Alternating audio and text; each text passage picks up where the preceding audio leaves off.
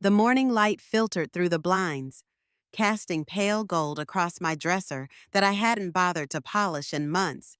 It was Friday, the second anniversary of Everett's death. 2 years since the world folded in on itself. 2 years since he collapsed in a diner parking lot waiting for me. A voicemail about bringing my favorite pie, still saved on my phone. I didn't cry anymore, not like I did that first spring.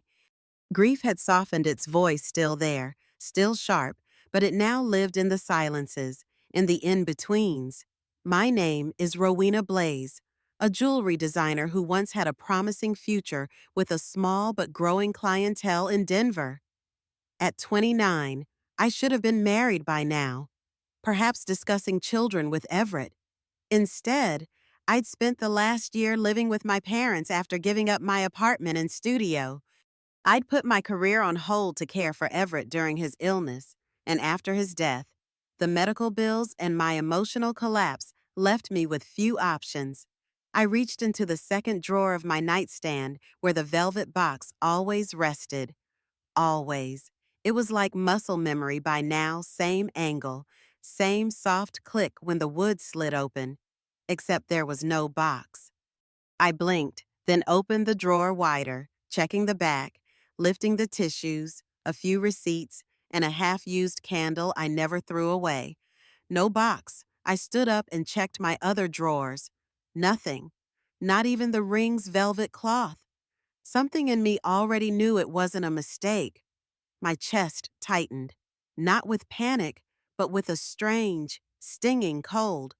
I walked down the stairs, still wearing just one sock, my hand gripping the banister a little too tight. Mom was at the kitchen counter, flipping through a magazine like it was any other Friday. She sipped her coffee, not even looking up.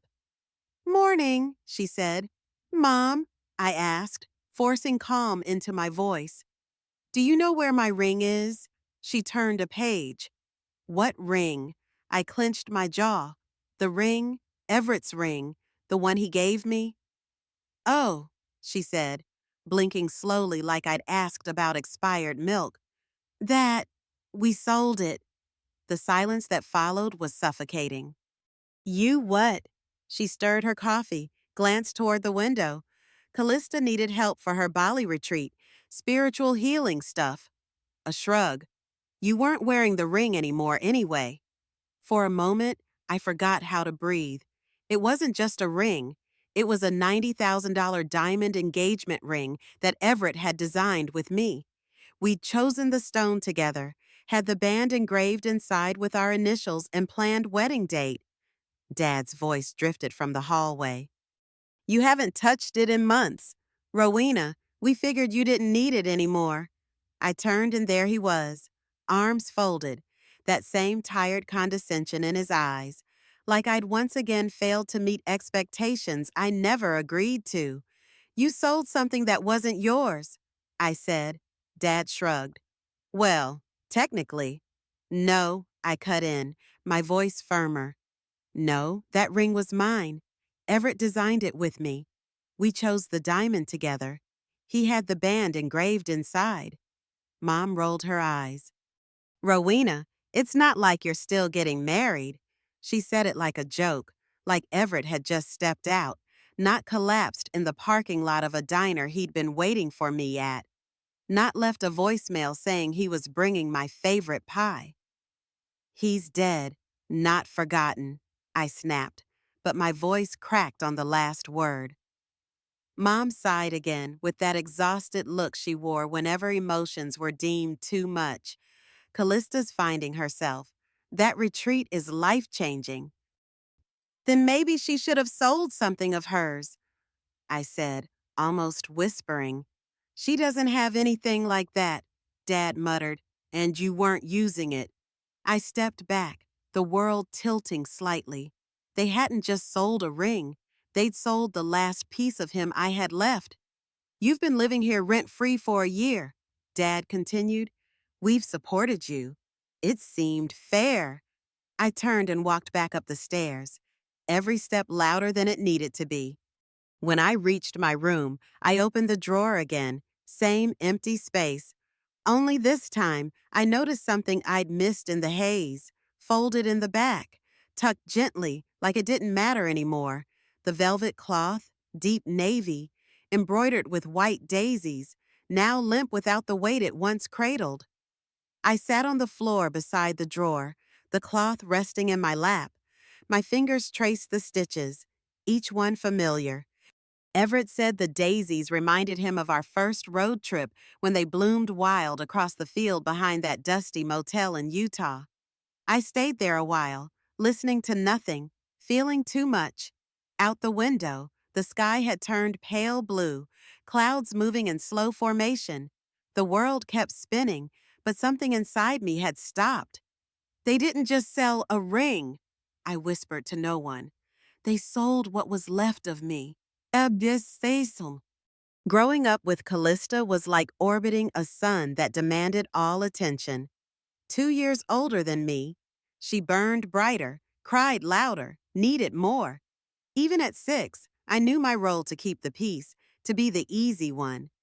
You're the strong one, Rowena, Mom would say after one of Callista's tantrums. Help me keep the peace. That was the job I never applied for, but never got to quit. When I was 12, Callista broke my science fair project the night before presentation. It was an accident, Mom said, though we both knew better. I stayed up all night rebuilding it. When I fell asleep in class the next day, I got detention. Callista won second place in the art show with a painting of our family only 3 figures on the canvas. When I was 16, I got a partial scholarship to a summer program for young designers. The same week, Callista decided she needed therapy for her creative blocks. My summer program money went to her sessions. Next year, Dad promised. There was no next year. When I brought Everett home for the first time, Callista flirted with him relentlessly. Later, she cried to Mom that I was excluding her by asking for one dinner alone with my boyfriend. We never had another. You don't always have to be the one holding the house together while it burns, Everett once told me after witnessing one of these episodes. But apparently, I didn't hold it well enough because now they were dancing in the flames, and I was the ashes. By Sunday night, I hadn't left my room much. I hadn't eaten either, just water, stale crackers, and whatever silence would let me keep down. I hadn't even turned on my phone since Friday morning. I was scared of it, scared of texts from Mom asking me to be more understanding, or worse, from Callista pretending not to know what had happened. But eventually, I turned it on, not because I was ready, but because I was tired of hiding. The screen lit up, and the first thing I saw made my stomach twist. There she was, Callista, on a glossy wooden yoga deck somewhere in Ubud. Sunlight behind her, a garland of flowers around her neck, arms lifted in that rehearsed, surrender to the universe pose she'd been practicing since she was 16 and bored in Sunday school. The caption read, "Healing is expensive, but so worth it. Grateful to my amazing family for believing in my journey. Blessed healing self-love." The comments were flooding in. "You inspire me. Such a brave soul. This is how healing looks. She's glowing like actual light." I stared at the screen until my hand began to tremble. I couldn't even cry. That was the part that scared me. It was like the grief had nowhere left to go. She was using his ring money to post about her rebirth. I scrolled further and it kept getting worse. She was tagged in stories, reposted by yoga brands, even featured in a wellness blog. From pain to power, Callista Blaze's transformational journey. There was a paragraph about overcoming generational dysfunction, another about how she chose the hard path of self-love. I nearly laughed. I wasn't mentioned once, not a single line. No one knew that while she was stretching into the sunset, I had been sleeping on the floor of my childhood bedroom because Everett was gone, and my parents considered my grief an inconvenience. Around 8:30, I finally dressed and drove out to the cemetery. The wind had picked up. The gate creaked as I pushed through.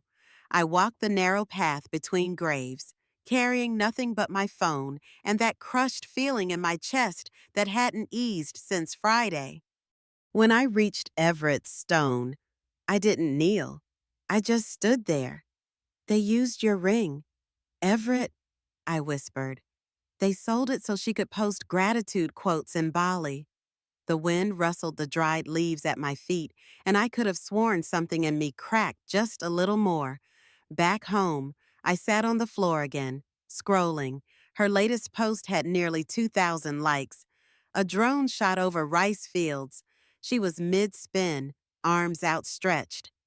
Caption: Sometimes you have to leave the noise to find your soul. I didn't think. I typed before the shame could catch up. Hope the healing was worth it. I paid for it. I hit send. The comment disappeared into the sea of praise. 10 minutes later, it was gone, deleted. At 10:42 p.m., my phone buzzed. Mom, let your sister have this moment. Don't start drama. Drama, that's what they called it. Not erasure, not betrayal. Drama. I didn't reply. I just stared at the screen and reread that message until the words blurred. Then I scrolled up to see Callista's face again. People think grief is loud wailing, sobbing, storming out, but it's not. It's being erased slowly while the world claps for the person holding the eraser. I wasn't trying to start drama. I just didn't want to disappear again. 3 days later, a small envelope appeared on my bed. Inside was a typed letter from my father. Rowena, we understand you're upset about the ring. We acknowledge it was legally yours. As it was a gift from Everett, you have the right to seek compensation for its value.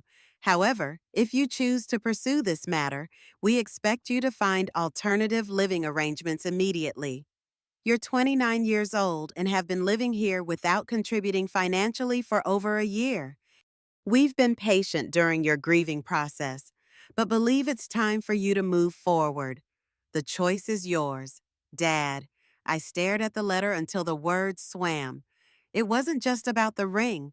It was about my place in this family, always conditional, always less. I picked up my phone and called Liana, my closest friend since college. They sold your engagement ring, she gasped after I explained. That's beyond messed up. Ro, that's actually illegal. I know, I said, my voice hollow. But they're making it about me living here rent-free, like I owe them. You don't owe them your most precious possession. Have you thought about talking to Everett's parents? They always adored you. I hadn't. The thought of dragging them into this felt wrong, but they had always treated me like family, even after Everett's death. Maybe, I said. I just don't want a legal battle with my own parents. Then don't make it legal, Liana said. But don't let them gaslight you into thinking this was okay. Later that afternoon, the sky outside hung heavy and gray, the kind of color that makes your bones ache. I drifted into the garage, not knowing why. Maybe I needed to breathe air that hadn't passed through their mouths. I sat on a crate labeled Rowena College and opened it, brushing off a film of dust. Inside were yearbooks, an old guitar strap, and beneath it, a small sealed envelope. My name on the front, Everett's handwriting, careful and unmistakable. I'd never opened this. My hands shook a little. Inside was just a sticky note, faded but intact. Don't let them take your voice or your worth. I didn't move for a long time. It wasn't just a note. It was a gut punch from someone who always saw me. Even when I didn't know I was vanishing, I slipped it into my wallet, folded behind my driver's license, behind the version of me the world could see. That night, dinner was predictable: meatloaf, green beans, and erasure served hot. Mom raised a glass midway through the meal. Here's to Callista, her growth, her healing, her courage. What a transformation. I sat still. No one looked my way, not even a passing glance to check if the other daughter was breathing. I lifted my glass halfway, then lowered it and stood. "I'll be upstairs," I said. My dad muttered just loud enough for me to hear. "That girl needs perspective." I didn't answer. I walked to my room and pulled out the plastic storage bin from beneath the bed. Bills, receipts, copies of insurance forms, email printouts, statements from my joint account with Everett, things I hadn't looked at in a year. I didn't know what I was looking for, but I knew I needed something that wasn't theirs, something that reminded me I used to have a life, a love, and a voice. By Thursday night, I'd compiled a small folder. Receipts for the ring, our insurance policy listing it, emails about its design. I had no intention of suing my parents, but I needed to remember what was real. Rain tapped against the windows, soft but steady, the kind that blurred everything outside just enough to match how things felt inside me. I sat at my laptop, reviewing an old email from Everett when I accidentally brushed the trackpad. An old browser tab opened one I must have left bookmarked a year ago. It was a podcast. Autoplay kicked in, and then I heard her voice. "Healing begins when we decide to release the roles other people force us into." "Callista." I froze. I didn't move. My hand hovered mid-air, caught between closing the window and needing to hear every word. The host's voice chimed in. "That's so powerful. Callista, can you give us an example of that release?" There was a pause, a sip of something, and then I had to separate myself from the grief in our family. Some people, they cling to pain like it's a personality. Every muscle in my body locked. I couldn't even blink. She was talking about me. I listened on. I walked away. It cost me so much, but I chose joy. I gave up everything, even objects tied to trauma. You can't move forward while dragging symbols of emotional debt. I mean, rings. They're just objects soaked in pain. I don't remember hitting pause. I just remember staring at the screen, my reflection in the dark monitor staring back at me like it didn't recognize me anymore. 50,000 listens. 50,000 people heard my story, twisted out of shape and sold back as her brand. She turned Everett's ring into a metaphor for toxicity. My grief, our love, reduced to clickbait. I didn't scream. I didn't throw the laptop. I just sat there.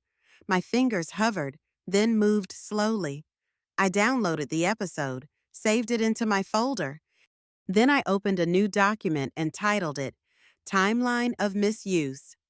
That night, the file grew steadily. My breath the only sound in the room, aside from the soft hum of rain and betrayal. The next morning, I called Marion Langford, Everett's mother. Her voice brightened when she heard mine, then softened when I told her about the ring. "Oh, Rowena," she sighed. "That ring was yours. Everett saved for 3 years to buy it." "I know," I whispered. I don't know what to do." "They're my parents. Parents who violated your trust," she said firmly. "Come over for lunch. Richard and I want to see you anyway. It's been too long." 2 hours later, I sat in their sunlit kitchen, the scent of Marion's rosemary bread filling the air. Richard, Everett's father, placed a folder on the table. "We kept copies of everything," he said gently. "The insurance, the appraisal, the design consultations. Everett wanted us to have them in case something happened to him." I swallowed hard. "I don't want to sue my family." "We're not saying you should," Marion said, covering my hand with hers. "But you should know your rights. That ring was a gift, legally yours. They had no right to sell it." "They know that," I said quietly. "Dad gave me a letter saying as much, but he also said if I pursue it, I need to move out immediately." Richard's jaw tightened. "That's emotional blackmail." It's just how they've always been, I said, feeling suddenly exhausted. I was planning to move out soon anyway. You know you can stay with us until you find a place. Marion offered, her eyes kind. I nodded, grateful but uncertain. Thank you. I just need some time to think. When I left, they hugged me tightly, and for the first time in days, I felt something other than hollow. That evening, Liana texted me a link annual Women's Empowerment Gala reclaiming what was always yours. Check out who's speaking, she wrote. I clicked through and there, listed among the keynote speakers, was Callista Blaze, Letting Go to Heal, A Journey Home to Self. Something cold settled in my stomach. The gala was being held at the Meadowbrook Center, the Guitar, an upscale venue outside Denver. It was sponsored by the Horizon Foundation, focused on helping women reclaim their lives after personal crises. The irony is suffocating, I texted back. You should go, Liana replied. Not to confront her, just to see what she's saying about your life. I stared at the screen, thinking. Then another message from Liana popped up. My friend Eliza is on the organizing committee. She's looking for everyday stories of women reclaiming their power. It's an anonymous segment they're adding. I felt something stir inside me, not rage, not revenge, but the quiet urge to simply be seen. What kind of stories? I asked. Just honest ones, Liana replied. No names, no accusations, just truths about what was taken and the journey to reclaim it. I looked at the navy cloth with white daisies, still sitting on my desk. I thought about Everett's note. I thought about 50,000 podcast listeners who heard me described as someone who clings to pain like it's a personality. I'll think about it, I wrote back. The next day, I began looking for apartments. I used my lunch break at the coffee shop where I'd been working part-time to search listings and calculate budgets. I still had some money left from Everett's life insurance, not much after the medical bills, but enough for a security deposit and a few months' rent. I'd also been quietly working on new jewelry designs at night, simple pieces I could make without a full studio. A local boutique had agreed to carry a few on consignment. It wasn't much, but it was a start. That night, I recorded my story. No names, no bitterness, just the quiet truth of a ring designed with love, taken without permission, and used to fund someone else's public healing while I was expected to stay silent. When I finished recording, I emailed it to Eliza with a note. This is my story. Use it if it fits what you're looking for. I'll be at the gala, but I don't need to be identified. A week later, she wrote back, Your story is powerful. We're adding it to the video presentation after the keynote. Thank you for your courage. I felt no triumph, no vindication, just a quiet certainty that I was, finally, refusing to disappear. The night of the gala arrived clear and cool, stars pricking the Denver sky like tiny puncture wounds in black velvet. I wore a simple black dress, nothing flashy, nothing that called for attention. My hair was pulled back in a low knot. My only jewelry, a pair of silver studs Everett had given me on our first anniversary. The Meadowbrook Center glowed with soft lighting. The event space transformed with white flowers and crystal accents. I checked in quietly at the front desk. No name tag, just a light touch on my elbow from Eliza as she handed me a folded program. Your segment is after the keynote, she whispered. No one knows it's you. Just be prepared. I nodded, grateful for her discretion, and moved into the main hall. That's when I saw them Callista gliding through the door in a flowing white gown that probably cost more than my monthly rent. Her hair was styled in deliberate waves, her makeup flawless. Mom and Dad followed, Mom's arm linked with Callista's, whispering what looked like last-minute encouragements. You deserve this, darling. I heard Mom say as they passed near the champagne table, just loud enough for anyone nearby to overhear.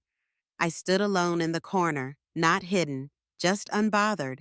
My clutch was tucked close against my ribs, the navy cloth with white daisies folded neatly inside. The evening progressed with practiced elegance welcome speeches, dinner, polite conversation. Then the host announced Callista as the keynote speaker. She took the stage with the confidence of someone who had never been told to make herself smaller. Grief, she began, is a journey, but some people wear it like a badge they refuse to take off. My fingers tensed around the edges of my clutch. Tonight, I want to talk about letting go, about choosing not to be defined by what hurt you, but by what you did with the pain. She never once said my name, but I was in every sentence a shadow standing behind her words. I had to release things that tied me to darkness, she said, smiling with soft grief. Objects, expectations, even family wounds. I chose light. The audience nodded. A few murmured like they were at a sermon. I listened, waiting. When she finished, the applause was enthusiastic. She stood basking in it, accepting it as her due. Then the lights dimmed slightly. The screen behind the stage flickered to black. White text faded in reclaiming our stories' voices of recovery. A hush fell. The video opened on a simple graphic of a ring. My voice, rendered slightly anonymous by the audio processing but still recognizably mine to anyone who knew me well, began to speak. 2 years ago, I lost my fiancé suddenly. We had chosen a ring together, a symbol of our future. It was taken from me without my knowledge and sold. The money was used for someone else's journey of healing while I was expected to stay silent with my grief. The screen showed gentle animations, a ring being designed, then disappearing, then a silhouette walking away as another remained still. That ring wasn't just jewelry. It held memories, promises, and the last tangible connection to someone I loved deeply. When I questioned why it was taken, I was told I was causing drama. When I expressed pain, I was labeled as someone who clings to pain like it's a personality. I could see Callista stiffen in her seat. Mom's hand flew to her mouth. Sometimes, the ones who suffer most quietly are expected to stay silent so the loudest can heal. But healing can't come at the expense of another's erasure.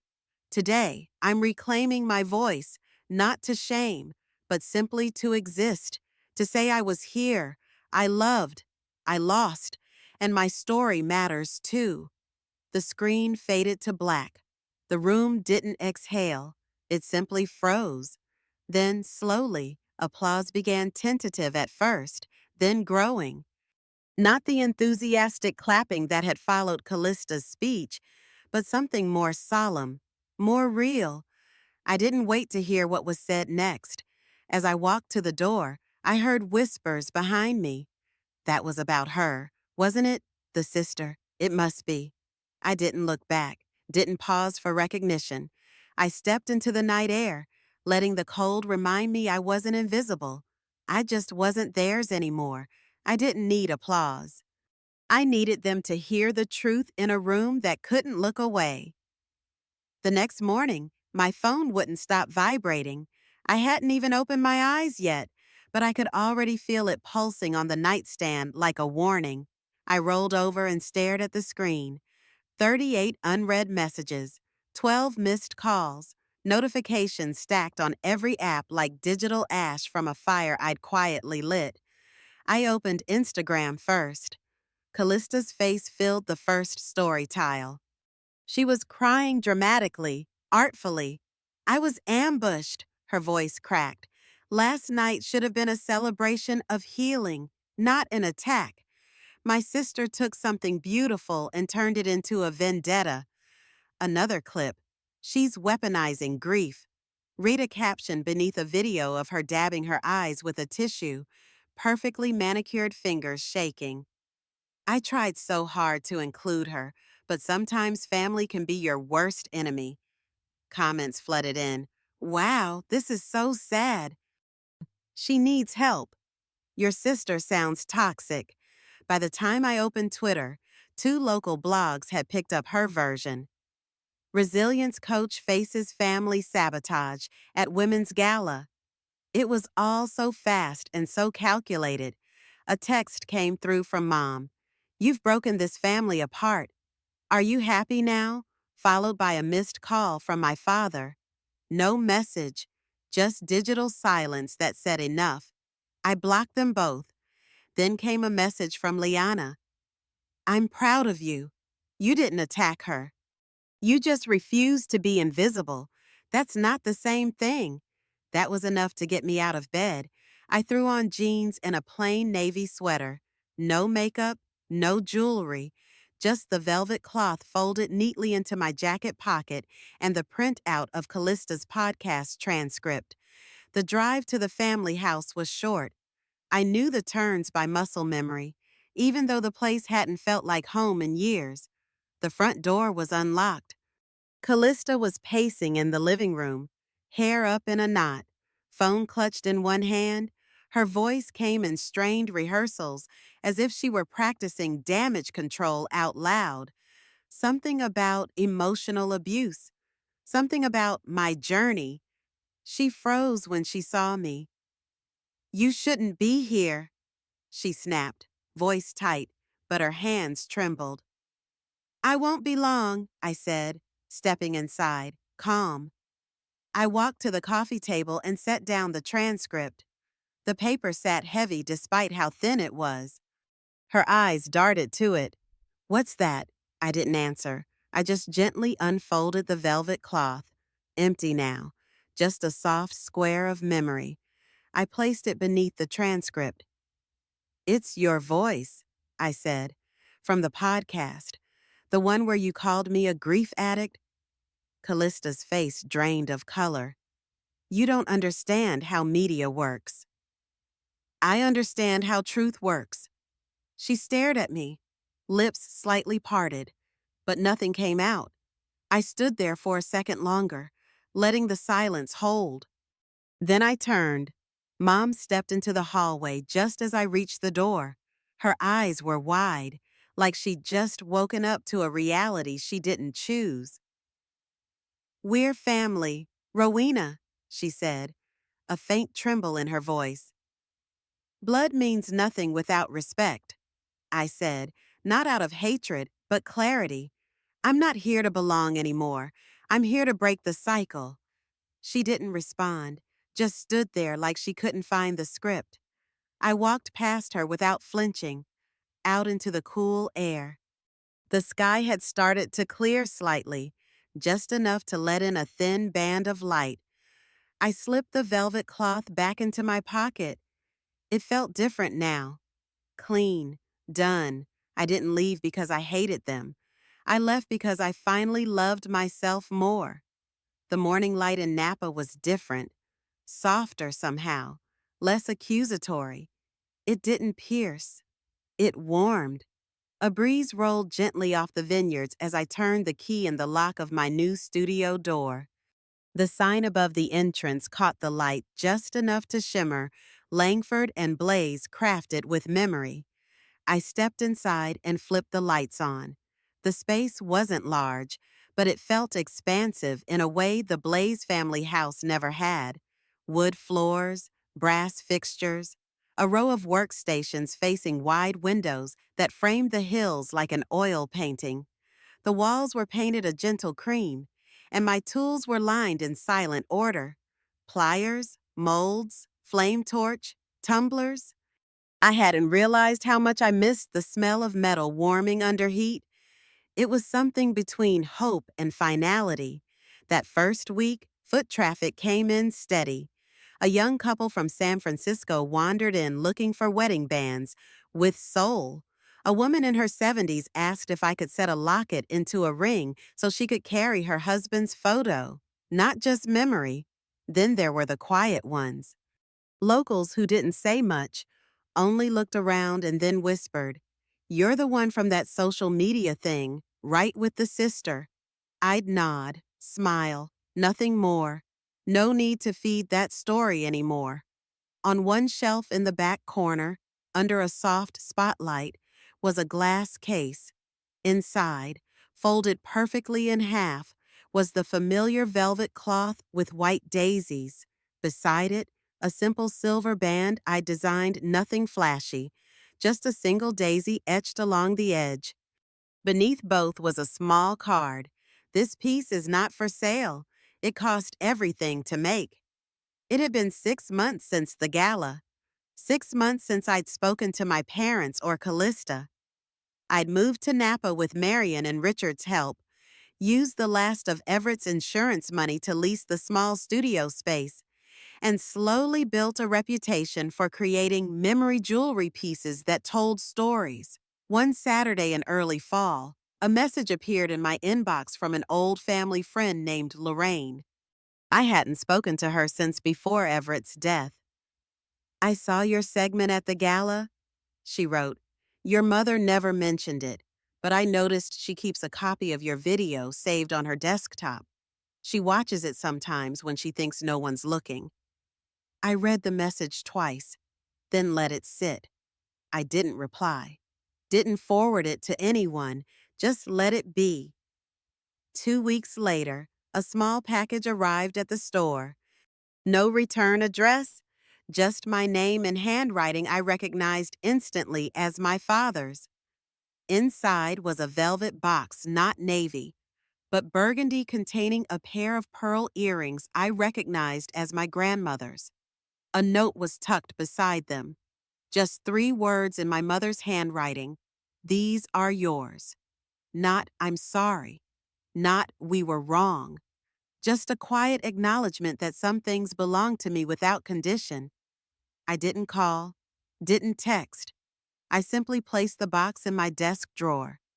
Not to wear, not to sell, just to have a memory that was mine alone. Sometimes an apology doesn't come with words, but it doesn't mean you wait your life to hear it. 3 months later, I hosted a small exhibition at the studio, What Remains Storytelling Through Jewelry.